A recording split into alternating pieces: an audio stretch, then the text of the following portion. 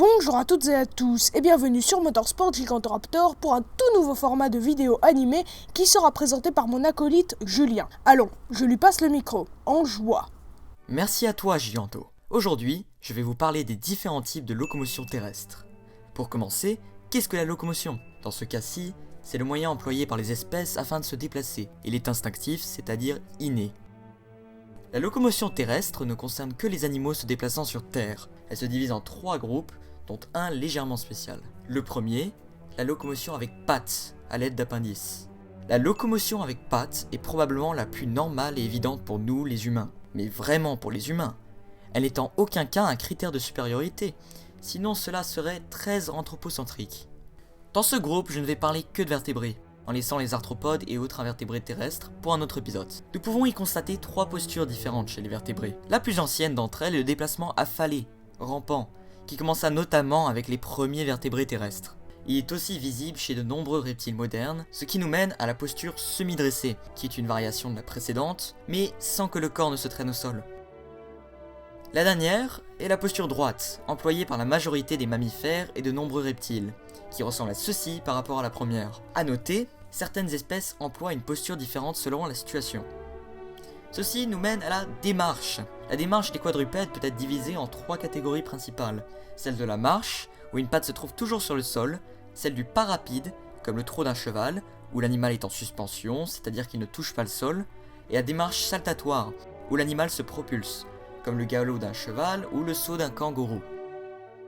L'ordre dans lequel les pattes sont posées sur le sol est appelé schéma de marche. Il y a 37 schémas différents pour la marche, 14 pour le pas rapide et 9 pour le saut. Ça fait beaucoup. Et comme pour la posture, certaines espèces changent de démarche selon la situation. Après la locomotion à l'aide de pattes, il y a la locomotion sans pattes. La locomotion sans pattes n'est employée que par des animaux à sang froid. Aucun animal à sang chaud ne se déplace sur Terre sans l'aide de membres. Les mollusques, comme les escargots ou les limaces, se déplacent en sécrétant une couche de mucus sous la surface du corps en contact du sol. Cela leur permet de glisser plus facilement et d'être mieux protégés face aux éventuels terrains accidentés qu'ils traversent. Ces mêmes mollusques se déplacent en faisant un mouvement de petites vagues. Il y a en revanche bien d'autres moyens de déplacement dans cette catégorie. Par exemple, les vers de terre, qui contractent les muscles de ces petits segments. Les serpents se déplacent pour la plupart principalement en ondulation latérale, comme ceci, en se poussant sur les irrégularités du terrain.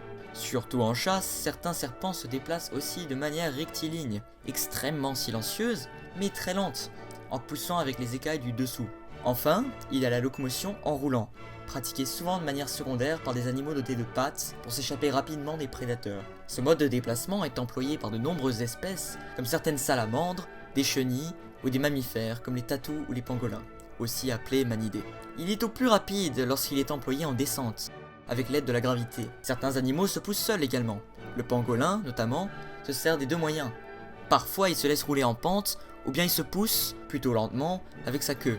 Ceci présente de nombreux avantages, sachant que se déplacer de telle façon permet d'être protégé par la carapace en même temps.